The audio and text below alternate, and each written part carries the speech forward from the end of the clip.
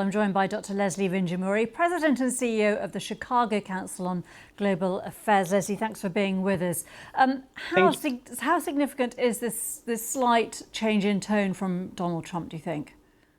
Well, it's very clearly difficult to predict where the president is going to go. I think it's very positive for Ukraine, but it's positive with a layer of uncertainty and a broad sense that the U.S. internally is not communicating and aligned with itself. The news reporting that we're hearing is that the decision from the Pentagon to halt those weapons had not been agreed with the president of the United States, and that there was, internal division within the Pentagon.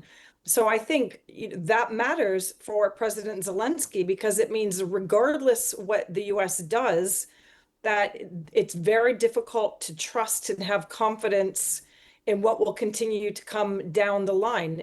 Clearly, we've come a huge way since that very difficult meeting, to put it lightly, between Zelenskyy and Trump in the Oval Office many months ago. And I think many of us predicted that we would arrive here, that Donald Trump would not be able to deliver the peace that he wished to see, that he would not succeed with Putin, who clearly wants to continue this war, and that when he failed to have that leverage over Putin, that he would become frustrated and possibly switch sides. So not surprising where we are, but still a huge amount of uncertainty. Question now also as to whether Trump might lean into that pressure from the Hill to have even deeper sanctions against Russia. He's indicated he might. But overall, just tremendous uncertainty. And obviously, the U.S. is engaged, in very difficult circumstances in the Middle East. But Leslie, can I just ask you, just in terms of what Trump's options were if he wanted to take firmer action against Moscow? Because sanctions is one path, but some have said that they've not been particularly effective until now. There was talk previously about could he do something about releasing more fuel, which would into the global supply, which would then hamper Russia's ability to raise revenue. And of course, there is always a risk of escalation that has unforeseen circumstances and outcomes. Look, the sanctions that are being discussed now are secondary sanctions, so that could be significant, and it is an escalatory move in one sense if he pursues that.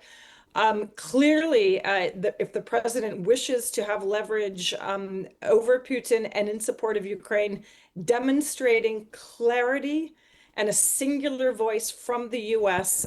of its support for Ukraine will be important. The problem right now is that there's not only this back and forth, but the amount of weapons is uncertain. We're hearing reports of 10 Patriot missiles, a very low number, far less than what Ukraine needs.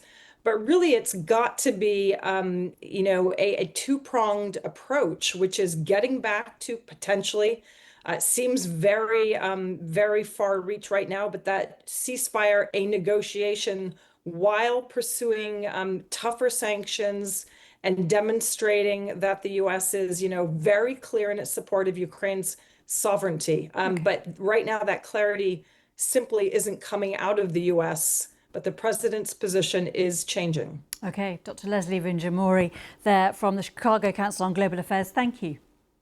Thank you so much. Around the world and across the UK, this is The World Today on BBC News.